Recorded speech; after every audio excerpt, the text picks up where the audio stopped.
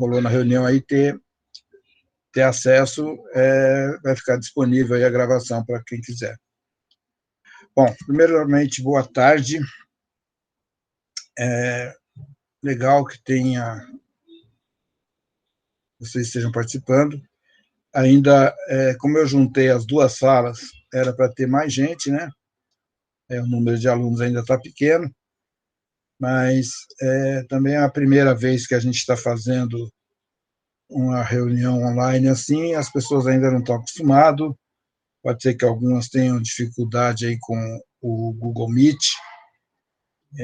mas a gente vai resolvendo isso ao longo do período aí. Vocês sabem que, assim, o ano passado, por conta da pandemia, a gente teve que se adaptar a usar essas ferramentas, Google Classroom, Meet. Eu, por exemplo, usei aí algumas aulas usando o YouTube, né? Eu vou estar passando depois alguns links para vocês também, para assistir vídeos no YouTube, além de vídeos de outros professores. Hoje a gente tem uma facilidade muito grande, que a gente tem muitos canais do YouTube de matemática.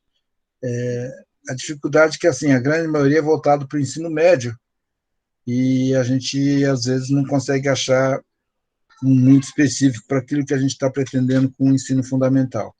Mas tem alguns canais específicos para o ensino fundamental também, e o nível, né, de dificuldade dos canais é interessante, são professores bastante dinâmicos que conseguem transmitir aí o conteúdo com bastante eficiência, basta que a pessoa se dedique aí, e aí não entendeu, vê de novo. Eu também produzi alguns vídeos meus, né, no YouTube, também eu tenho um canal no YouTube lá, que tem pouca participação, mas também o meu objetivo não é ter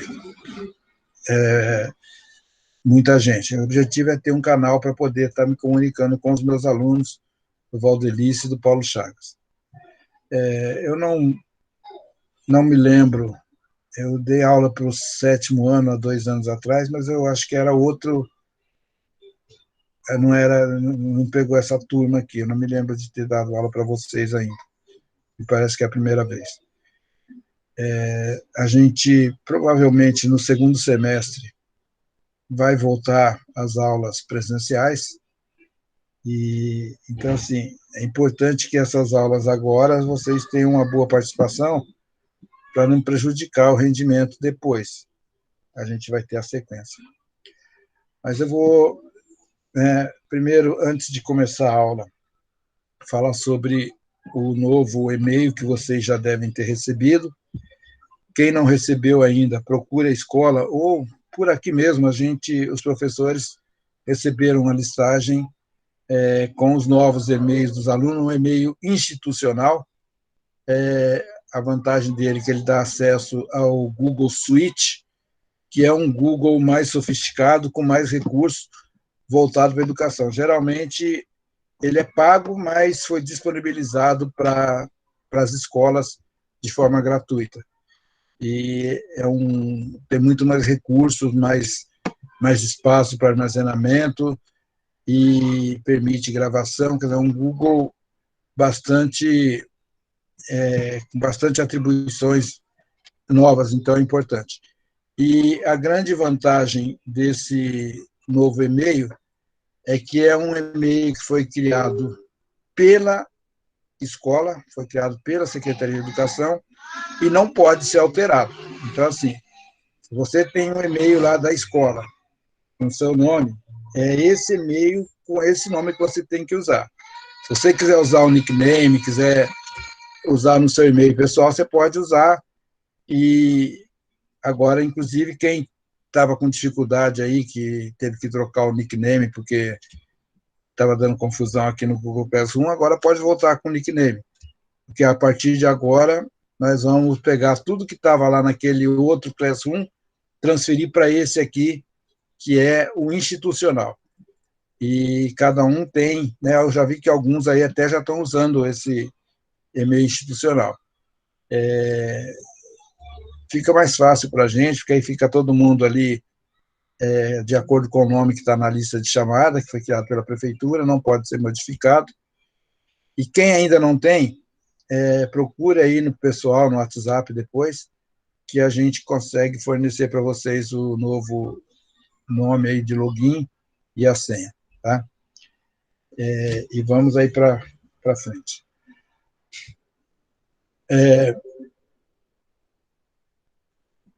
A aula de hoje, nós vamos...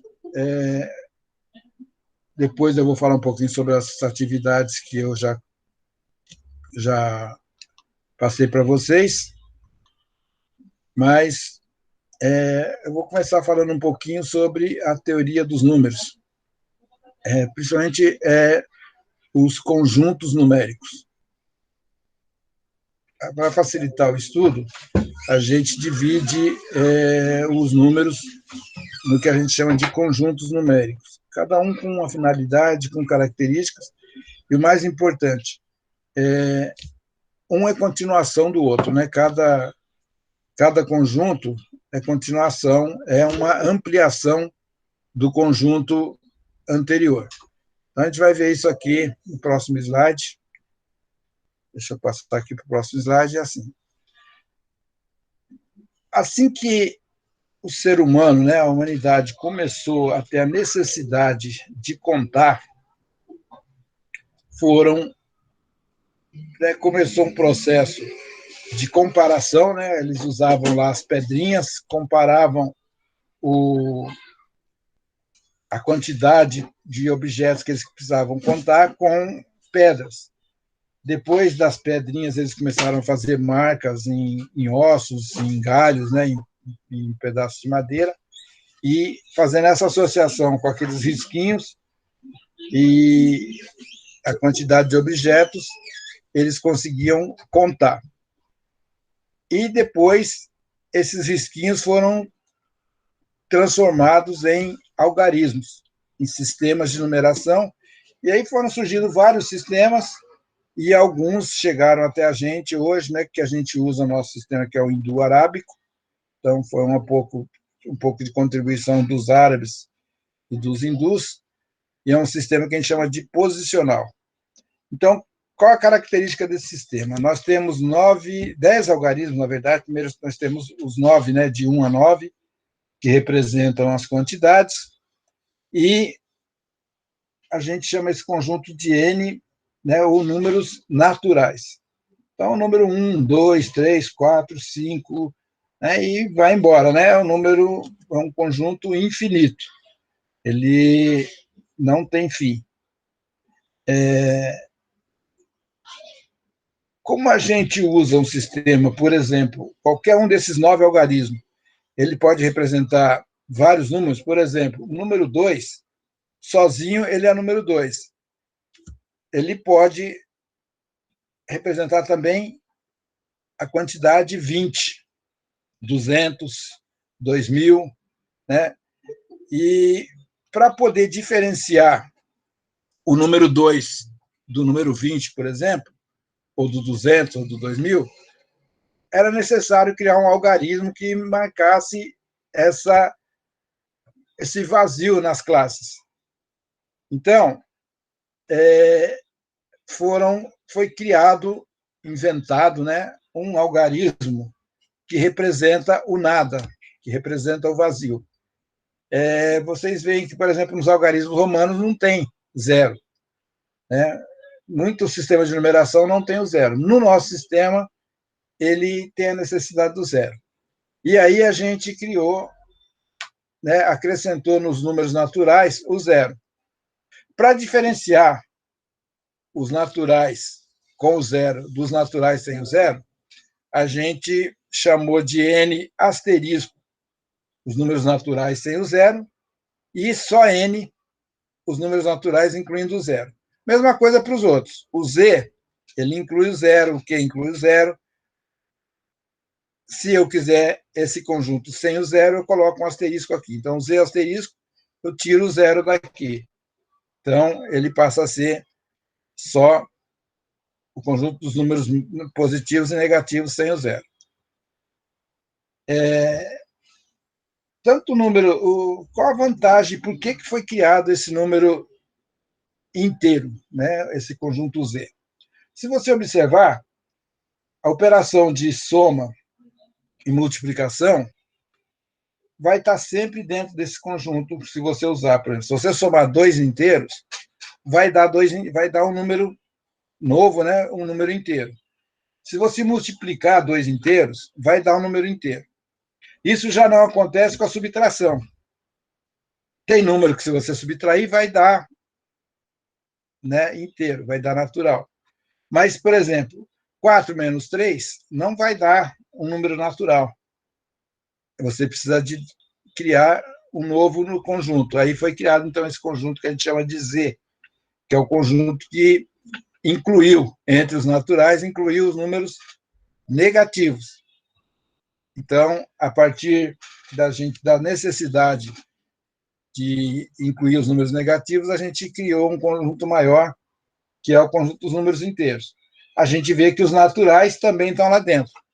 A gente pode escrever eles daquele jeito que eu escrevi ali, só o número, ou pode colocar um sinalzinho de mais na frente, que é o mesmo conjunto. Depois disso, a gente viu que é o seguinte: a operação de divisão entre dois números naturais ou entre dois números inteiros nem sempre dá inteiro. Geralmente não dá inteiro. Dá um número quebrado, né? Dá um número, a gente chama de número decimal, aquele número com vírgula, quando a gente faz a conta. Ou a gente também, ao invés de escrever com vírgula, a gente pode escrever como fração, né? Quem tiver dúvida depois, pode procurar.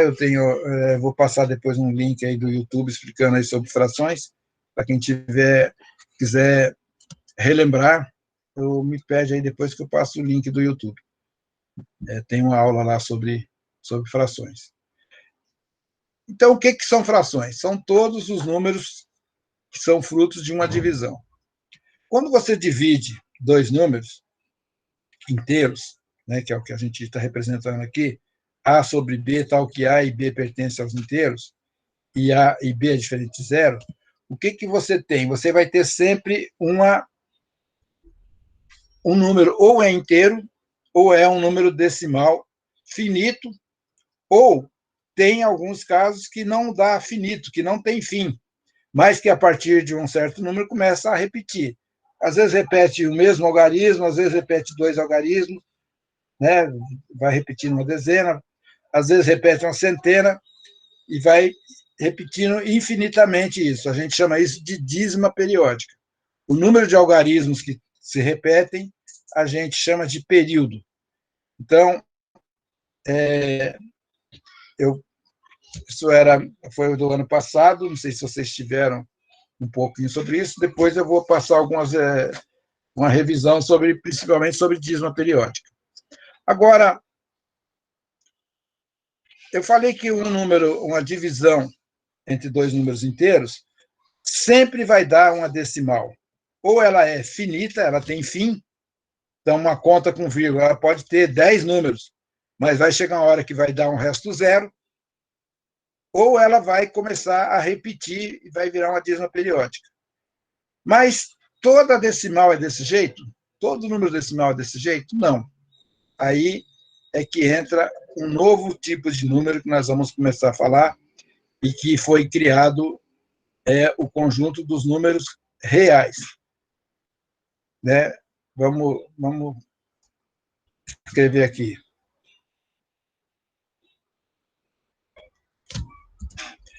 A gente chama de R, que é conjunto dos números reais.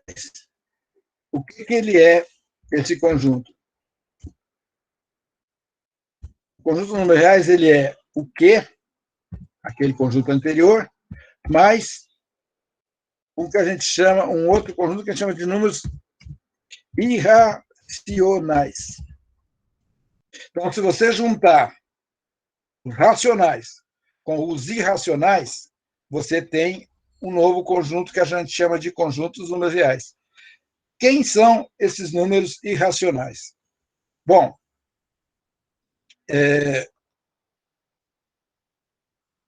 eu falei das decimais, né, dos números decimais. Então, por exemplo, se eu escrever um número assim, 5,1, 10, 100, 1000, 10.000 e infinitamente. Ou seja, cada vez que eu coloco eu coloco um zero a mais. Então, eu coloquei primeiro depois coloquei com zero, com 2 zero, com 3 zero, com 4 zero, com 5 zero e assim por diante. Esse número, ele é infinito. Ele não repete, porque tem 10, 100, 1000, 10.000, 100.000, 1.000.000 e assim por diante. Ele nunca vai ter fim, mas também nunca vai repetir. Vai chegar a hora que você vai ter uma quantidade de zeros tão grande que vai desistir, mas ele não termina. Esse é um exemplo de um número irracional. Isso aqui é um número irracional. Ele é irracional. Não existe dois números inteiros cuja divisão vai dar um número desse tipo. Você não encontra uma fração que represente esse número. Você pode tentar, nunca vai ter. Você pode aproximar esse número para um número decimal e aí ele passa a ser racional. Mas ele não é mais o número irracional, ele é uma aproximação. Além desses números, você tem alguns números irracionais bastante famosos. Deixa eu ver se eu consigo colocar um exemplo aqui.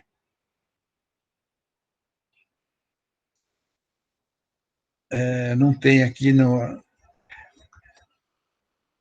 aqui, caracteres especiais. Tem um número que vocês já devem ter ouvido falar nele, que é o número, a gente usa uma letra grega para representar, que é o número π.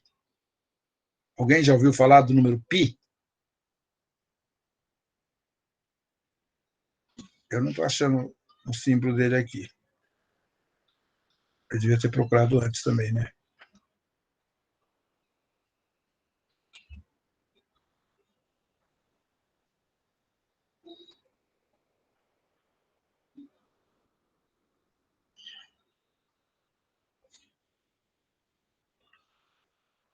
Bom, o número π, ele é um número que já foi descoberto lá na antiguidade e ele tem a ver com a divisão do comprimento da circunferência pelo diâmetro. Aqui.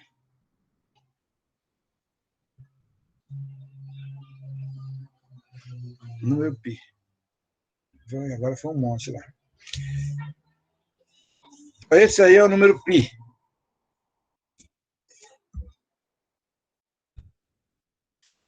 É uma letra grega, a gente lê π.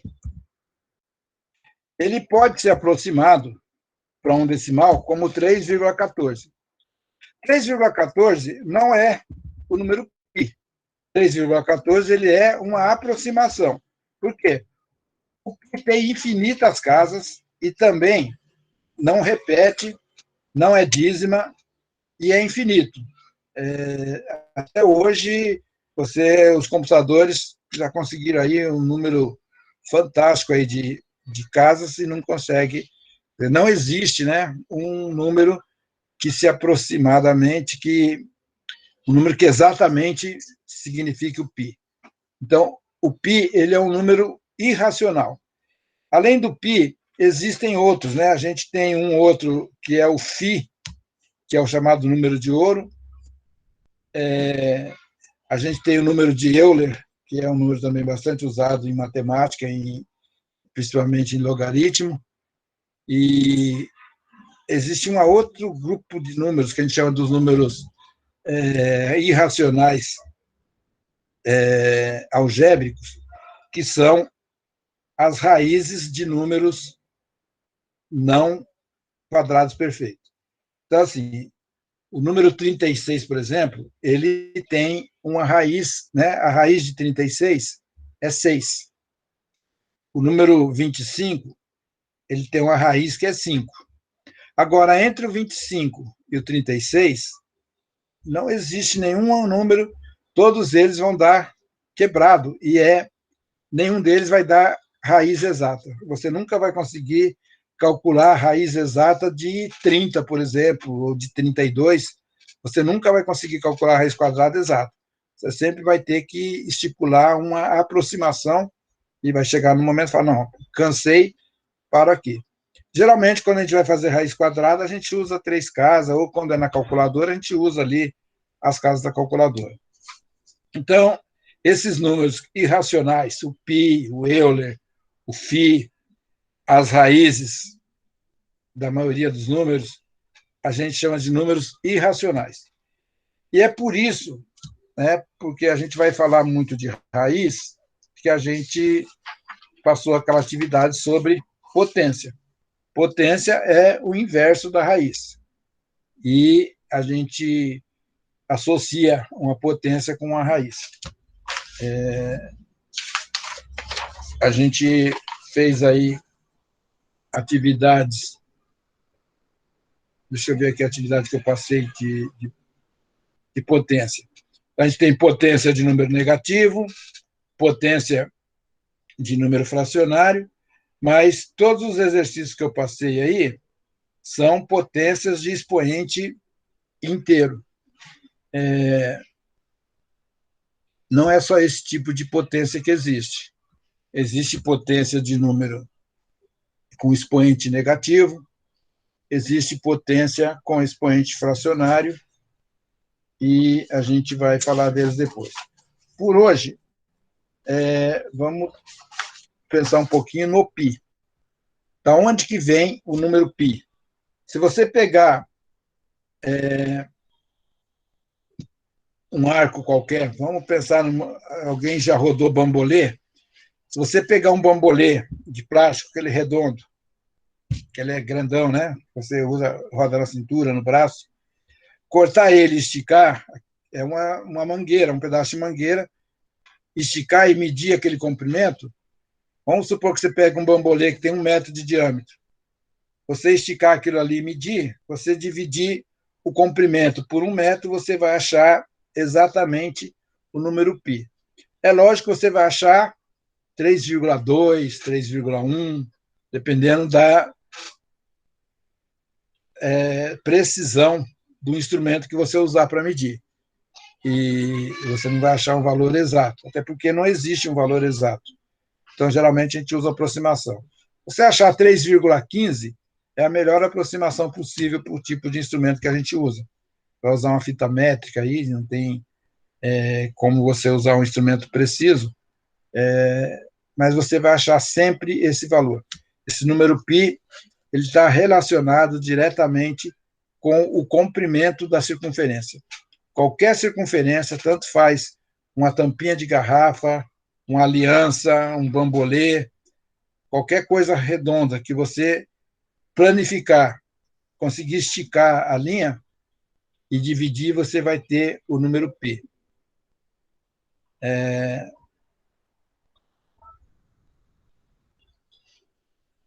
Tem algumas pessoas me chamando no WhatsApp, mas não vai dar para atender agora, não.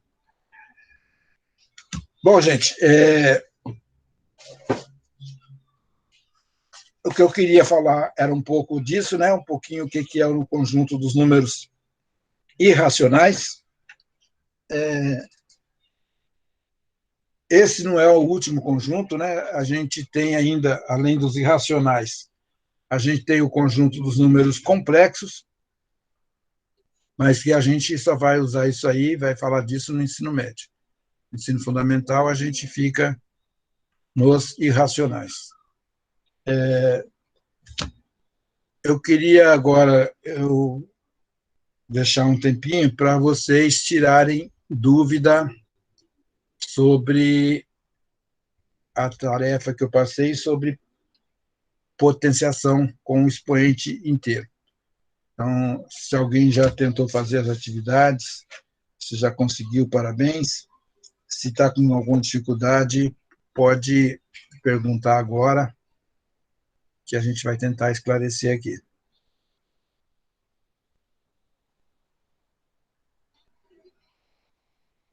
Podem perguntar. Ô, professor, Oi, pode falar. para que colocar letra em um negócio que é conta? Para complicar as coisas, hein? Só uma pergunta mesmo. Johnny, né? Então, Johnny, é assim, nós vamos fazer isso muito agora, no 9º ano. Né? Equações, a gente vai trabalhar muito com isso. O que acontece? A gente tem assim um hábito de dizer que a matemática ela é exata. A matemática sempre vai estar tratando de coisas exatas. E isso não é verdade. Só um minutinho, meu telefone está descarregando, vai passar a pitar. A matemática ela trata com coisas genéricas, com coisas que não são exatamente, né, assim, concretas. A gente trabalha com muita coisa abstrata. Por exemplo, quando você vai para a cidade e precisa estacionar seu carro, geralmente os estacionamentos eles cobram um valor fixo, né, mais um valor para cada hora adicional. Então, assim, geralmente é R$ 10 a primeira hora, depois R$ 3 as horas adicionais. Para você calcular o quanto você vai pagar pelo estacionamento, na verdade, você usa aí uma equação. A quantidade de horas multiplicado pelo valor da hora, mais o valor inicial vai dar o valor que você vai pagar no estacionamento. Vamos supor que você chegou no estacionamento, que é R$ 10 a primeira hora e mais R$ 3 as horas adicionais. Você vai pagar o quê? R$ 10 mais 4 vezes 3, 12. Então, você vai pagar R$ 22. Como é que você faz isso? Né? Como é que você calcula isso? Você vai colocar lá uma fração y, que é o valor que você vai pagar. Vamos criar uma expressão que facilite, igual a 10 mais 3x. Assim, quem é o x? X é o número de horas que você passou de uma. Se você ficou 5 horas, você ficou 4 horas a mais. Então, o número de horas a mais é o x. Y é o valor que você vai pagar. Então, assim, como é que você faz isso num computador? Você quer criar uma função lá no computador que já te dê na hora. O cara vai lá, você chegou aqui 10 horas, está saindo às 3, ficou 5 horas. Ele coloca lá 5, o computador já calcula lá o valor que ele vai pagar de estacionamento, ele não precisa fazer. Mas como é que ele faz isso? Usando essa função. Ele cria lá um programa que você coloca lá a quantidade de horas, que é o número X, ele tira 1, né, e calcula o valor do Y.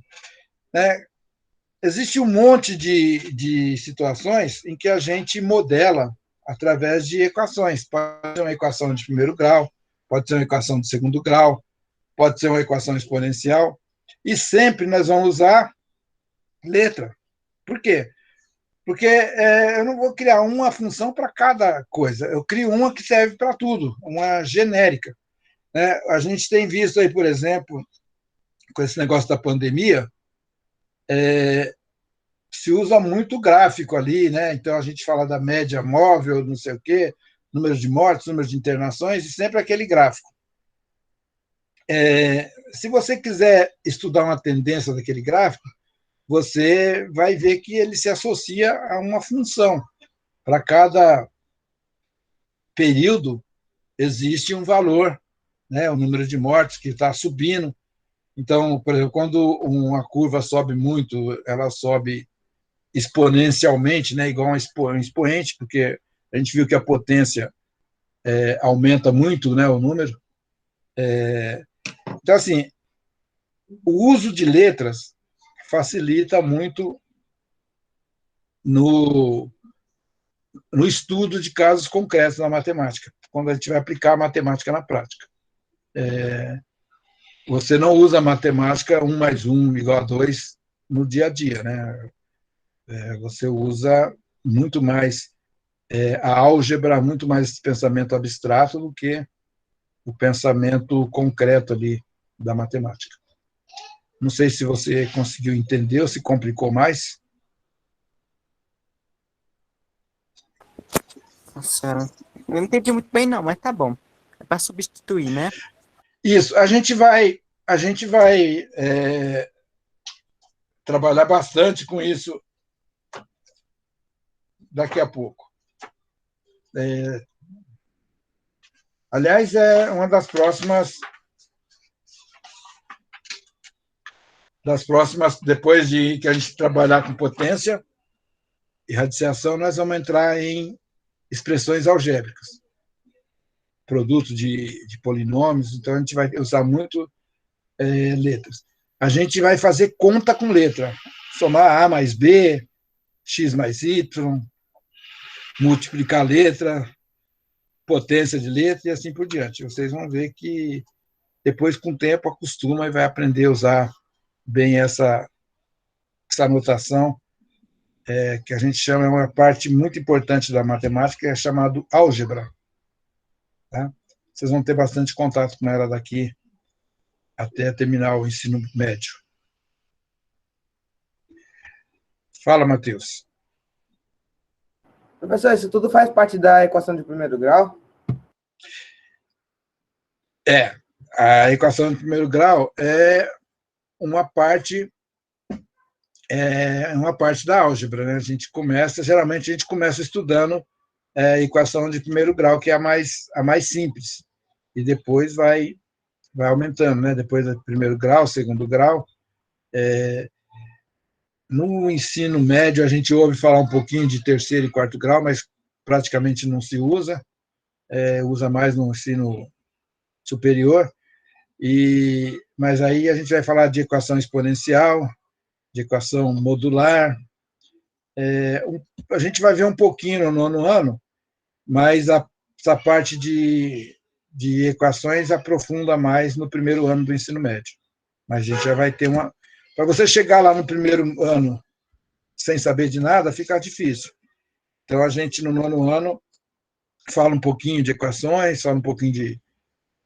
Acho que a gente vai falar um pouquinho de equação de segundo grau também, para quando chegar lá no primeiro ano, que vai trabalhar mais com uma função, né, que é uma aplicação da equação, vocês terem condições de continuar, de ter sequência.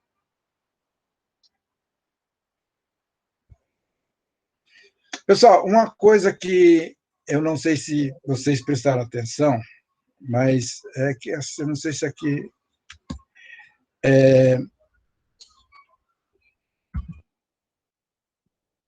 ver se eu consigo escrever aqui.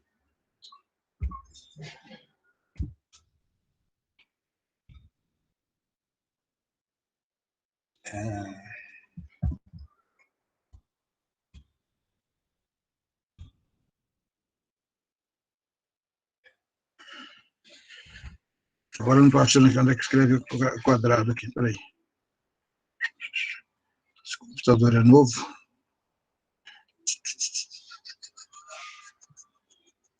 Aqui. Menos 6 ao quadrado, igual. Isso aí é diferente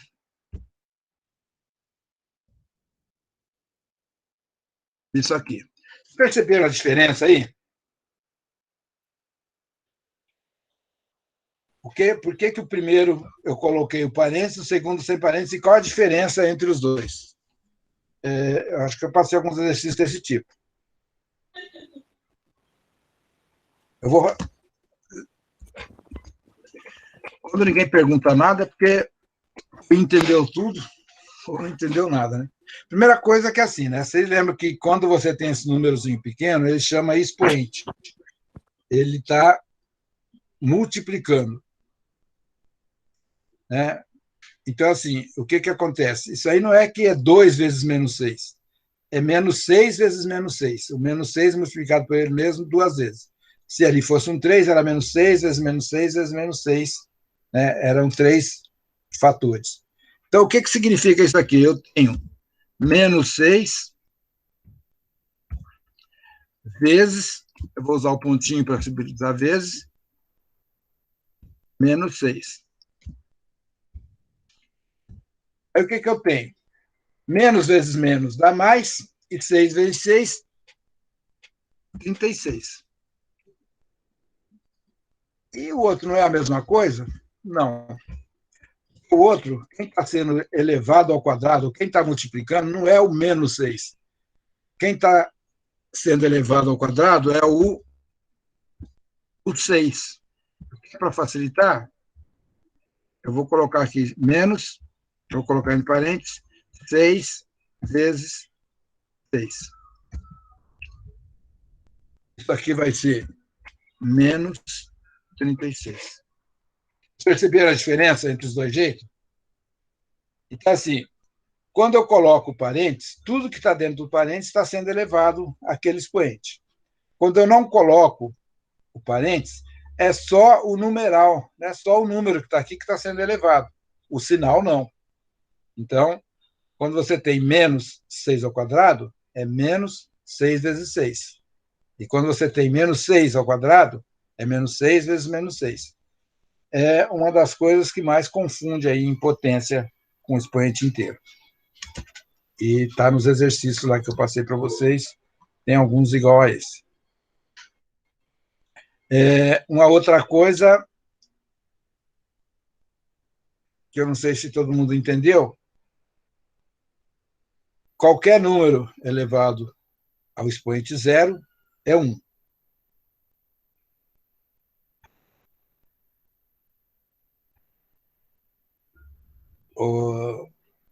Natália, vamos rever aqui.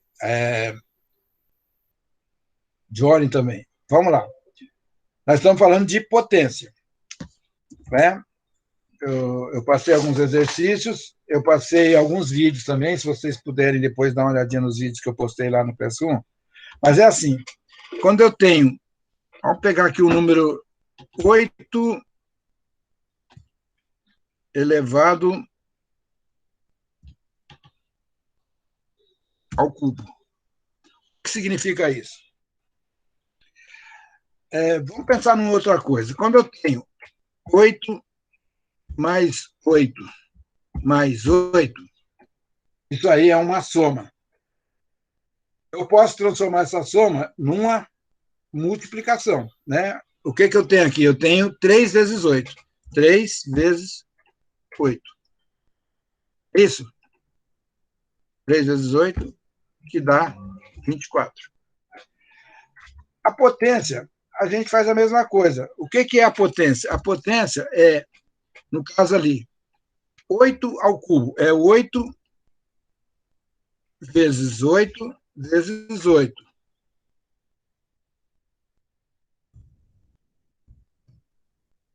8 vezes 8, 64. 64 vezes 8 dá um numerão aí, grandão, 256, se eu não me engano. Deixa eu fazer aqui na calculadora para ganhar tempo. Que eu lembro, ano passado, vocês passaram umas atividades assim. Vocês tinham... era a professora... a gente esquece, né? Até porque é uma coisa que não se usa muito. 8 vezes 8, 64. 64 vezes 8, 512. Então, isso aqui dá 512. Até aí vocês conseguem entender?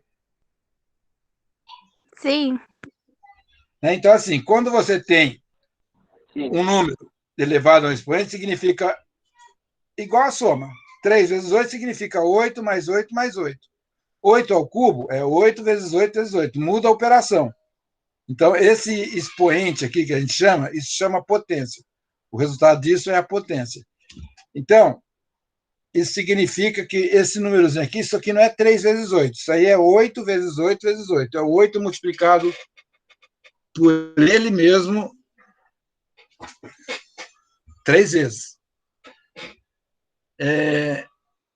E aí, você pode fazer isso com um número negativo. Então, por exemplo, aqui no menos 6. Menos 6 ao quadrado é o menos 6 inteirinho que está sendo multiplicado pelo menos 6. É menos 6 vezes menos 6. Agora, tem uma convenção, quando eu coloco sem o parênteses, o menos ele não é elevado ao quadrado. Quem está sendo elevado ao quadrado é só o 6. Então, essa é a diferença entre essas duas notações. Isso vale sempre que você vê exercício de potência, é assim. Quando você tem um sinal na frente de um número elevado a alguma potência, pode ser 2, 3, o sinal não entra na potência. Então, quem está sendo elevado ao quadrado aqui é só o 6. Para você elevar o menos 6, tem que colocar dentro do parênteses. Isso é os exercícios que eu tinha passado. Eu sei que vocês não vão entender de primeira agora, mas, assim, Johnny, Natália, dá uma olhadinha lá. Eu postei vários vídeos sobre potência, são 3 vídeos, os 3 repetem a mesma coisa. Tem alguns mais curtos, não dá para assistir os 3 ao mesmo tempo, mas assiste um hoje, assiste outro amanhã, repete. O vídeo eu postei lá no Classroom. Quem perguntou foi... Eu postei lá no Classroom o vídeo. Deixa eu abrir aqui o chat. Giovana, eu duvido que vocês não usam a calculadora em casa, Giovana. Se não me engano, é que eu gosto. Eles usam Braille, professora, não é... Hã? Eles usam Braille, não é calculadora, não. E tá complicando você aí, usa calculadora. Eles usam uma coisa pior que calculadora ainda. Pior ainda, né? Então, dá uma olhadinha lá no Classroom, Giovana, que tem lá os vídeos. Tem alguns canais que eu gosto muito, o Matemática Rio, né, do professor Procópio, ele tem muitos vídeos. O problema do Procópio é que ele trabalha mais para ensino médio. Eu não lembro agora o nome do canal, mas é do professor Ferreto. Se você digitar lá professor Ferreto no YouTube, também vão aparecer vários vídeos. Mas eu postei vídeo, deixa eu ver aqui. Eu postei vídeos sobre... Eu fechei o Classroom aqui. Mas eu postei os vídeos lá, só vocês olharem lá no Classroom, que tem bastante vídeos falando sobre potência. Eu vou depois, essa semana eu vou postar mais alguns exercícios agora sobre números reais, falar um pouquinho mais sobre o Pi, talvez postar alguma coisa sobre Pi lá no Classroom, e essa semana eu vou postar até quinta-feira, eu vou postar mais atividades para vocês. A atividade que eu postei semana passada, na verdade, era para ter sido postada na semana anterior, mas eu tinha tentado gravar para postar uma atividade no Classroom com o YouTube, e, no fim, ficou muito ruim a gravação. Aí eu cancelei e decidi colocar vídeo de outros professores. Eu tinha tentado fazer um vídeo meu, mas não ficou bom, não.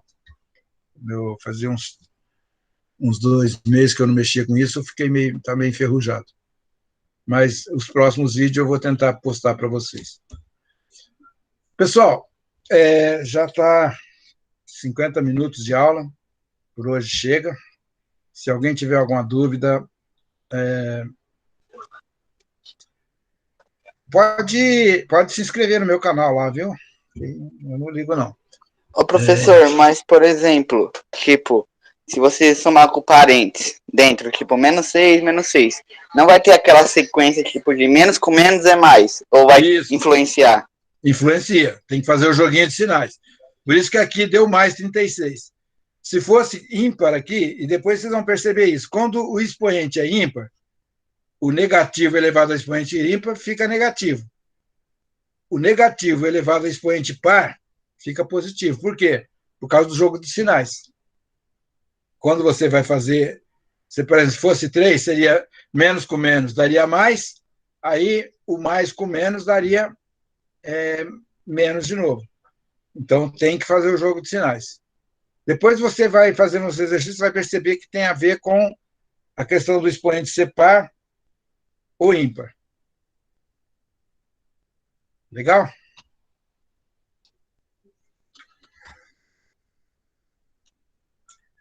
Bom, pessoal, eu vou... É mais que mais é menos?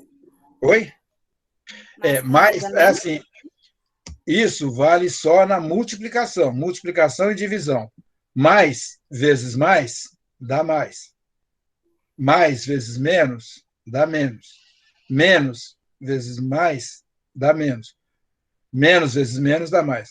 Então, na multiplicação e na divisão, quando você tem multiplicação de dois números com sinais iguais, fica positivo. Então, pode ser os dois positivos ou os dois negativos, fica positivo. Quando você tem dois números com sinais diferentes, fica negativo. Então, pode ser mais e menos ou pode ser menos e mais. Então, sempre a regra é essa. Multiplicação e divisão de números com sinais iguais, fica positivo. Multiplicação e divisão de números com sinais diferentes, fica negativo. Essa regra tem que decorar. Fazer uma tatuagem no braço com ela. Legal, né? Você vai fazer uma tatuagem, ninguém vai poder mandar você raspar. Então, pode mandar colocar um band-aid em cima da tatuagem na hora de fazer a vestibular, né? Uma boa ideia fazer uma tatuagem com as regras de matemática no corpo. Igual aquele lápis que vem atabuada. Aquele lápis aí Adorei a insano. cola. De repente ninguém vê, né? Gente, por hoje é só. Obrigado por vocês terem participado. Falem com os outros alunos que vocês tiverem aí, se alguns vizinhos, algum amigo. Avisem que a gente vai fazer a cada 15 dias uma aula desse tipo. Eu vou tentar fazer sempre na segunda-feira, nesse horário, né, no ano às 15 horas. Divulguem para os amigos que daqui a pouco a gente volta para as aulas presenciais, e aí vocês que estão assistindo a aula agora vão estar mais avançados.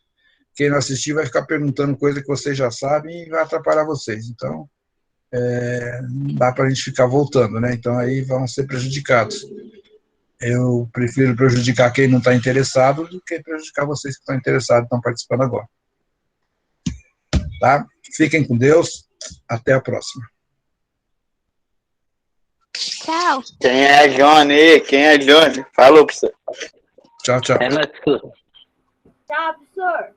Tchau, tchau. Peraí, primeiro eu tenho que parar de gravar.